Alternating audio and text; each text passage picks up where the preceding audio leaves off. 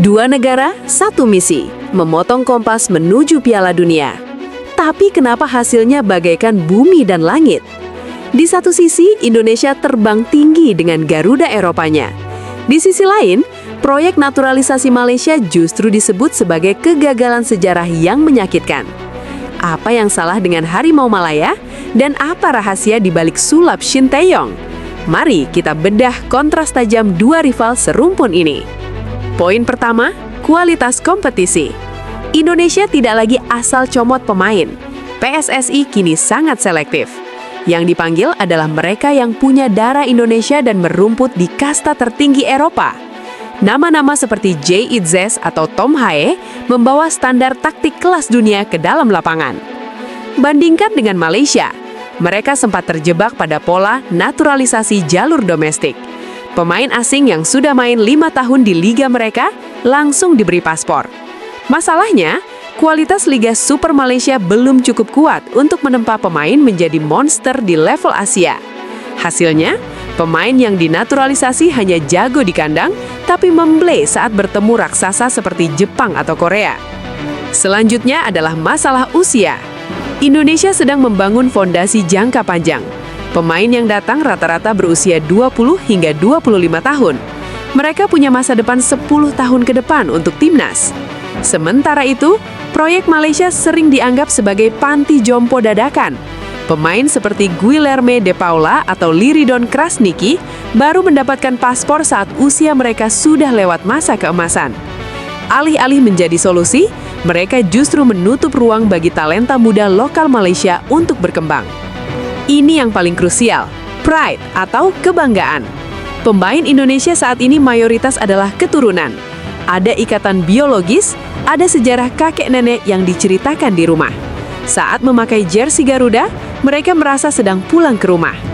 Di Malaysia, banyak pemain naturalisasi murni yang tidak punya darah Melayu sama sekali.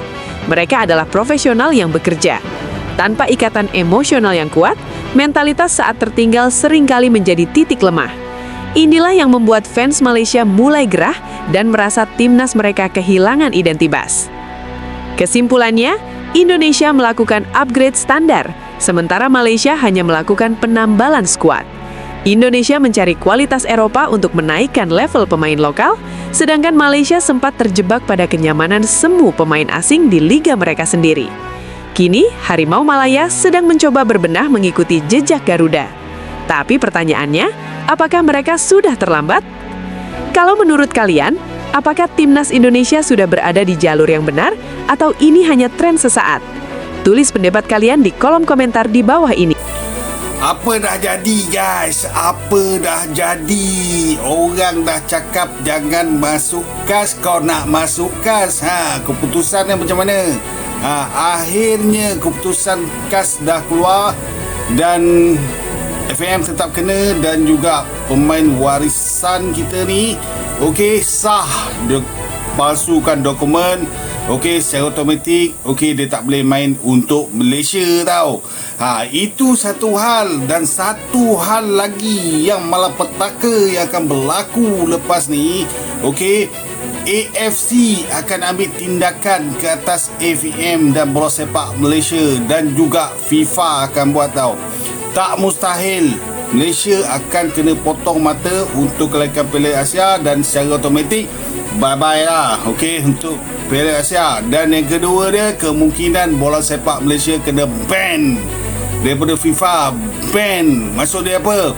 Tak boleh main untuk pasukan kebangsaan, dan kemungkinan juga liga kita pun tak boleh. Kalau benda tu berlaku, apa jadi kat bola sepak Malaysia? Memang hancur lah weh. Ini dah ada berlagak sangat, nak tunjuk juga ego, nak tunjuk juga kau tu betul. Kalau betul, kalau dah tahu tak betul kan, jangan masuk. Sekarang ni masuk kas, tengok apa jadi. Apa jadi masuk kas sekarang ni. Sekarang ni nak cakap apa lagi? Nak masuk mana lagi? Mahkamah Timbang Tara planet Pluto pula dah. Okey, masuklah kalau nak masuk Mahkamah Timbang Tara planet Pluto ke planet Marikh ke ataupun minta jawatan kuasa matahari ke tolong ke. Okey, inilah masalah dia. Dan sekarang ni bola sepak Malaysia di hujung tanduk sekarang ni. So apa nak buat? Okey, apa nak buat lagi? So tengok je lah. Tengok je lah lepas ni apa jadi. Okey, kalau korang nak komen, korang boleh komen. Okey. Sepertinya perjuangan FA Malaysia untuk mengurus 7 pemainnya ini telah pupus, guys. CAS sudah mengkonfirmasi 7 pemain Malaysia dilarang tampil di timnas maupun di klub ya. Karena berdasarkan dokumen yang ada, mereka ini benar-benar dipalsukan, guys. Sebelumnya ada FIFA yang sudah memvonis mereka ini bersalah dan mereka akan membandingnya di CAS, guys. Ternyata di CAS ini mereka itu juga kalah. Dan pada akhirnya memang benar-benar terjadi ya. Ini sepertinya Malaysia ini sedang mempermalukan negaranya sendiri. Berharap dari CAS ini mereka ada kelonggaran atau bisa tembus dan bisa memainkan pemain ini semua, guys. Dan kemungkinan besar dampak dari ini Malaysia tidak bisa mengikuti kualifikasi Piala Asia, guys. Dan akan dikurangi 6 poin untuk laga AFC. Karena di 2 pertandingan itu 7 pemain palsu ini bermain. Gimana menurut kalian? Timnas Malaysia sedang mengalami musibah. The Court of Arbitration for Sports telah resmi mengumumkan ya, ada media rilisnya nih ya, mengumumkan kalau banding yang diajukan oleh FAM ya atau Federasi Sepak Bola Malaysia mengenai 7 pemain heritage ya, ini betul-betul ditolak oleh CAS. Dengan resminya keputusan dari CAS sendiri, akhirnya resmi juga kalau ke-7 pemain ini akan di-ban dari sepak bola selama 12 bulan. Mereka tidak boleh memainkan pertandingan resmi, tapi kalau hanya latihan dengan klubnya, memainkan pertandingan yang tidak resmi itu kalau nggak salah masih nggak apa-apa. Masih juga menunggu keputusan resmi dari AFC mengenai sanksi-sanksi untuk timnas Malaysia sendiri. Katanya sih ada beberapa pertandingan yang telah dimainkan dengan pemain-pemain ini sebelumnya akan diubah menjadi WO kalah 3-0. Dan ingat, Malaysia sendiri juga masih bertanding di kualifikasi Piala Asia. Nggak tahu deh hasilnya akan jadi seperti apa. Tapi yang pasti gue di sini pengen mendoakan semoga ya semua lekas membaik lah untuk timnas Malaysia. Kita doakan saudara kita. Ya nggak apa-apa kalau ada yang nggak setuju juga, tapi gue pengen mendukung juga karena gue seneng kalau ngelihat tim-tim dari Asia Tenggara itu semuanya bisa naik lah. Semangat jiranku, tanggapannya yuk kita komen, let's go. Kevin Dix bakar besi. Wah, namanya keren ya, Indonesia banget gitu. Miliano Jonathan, harga Depok punya, bener nggak Bray? Eliano Renders, Leka Tompesi, Indonesia banget nggak tuh namanya? Dan kakeknya lahirnya di Jatinegara, Jakarta Timur tuh. Tapi bukan itu yang kita bahas, Bray. Yang kita bahas adalah tetangga kita yang hasil bandingnya udah keluar dan ditolak oleh CAS nih, Bray. Nah, kurang lebihnya seperti ini dokumennya ya, Bray ya.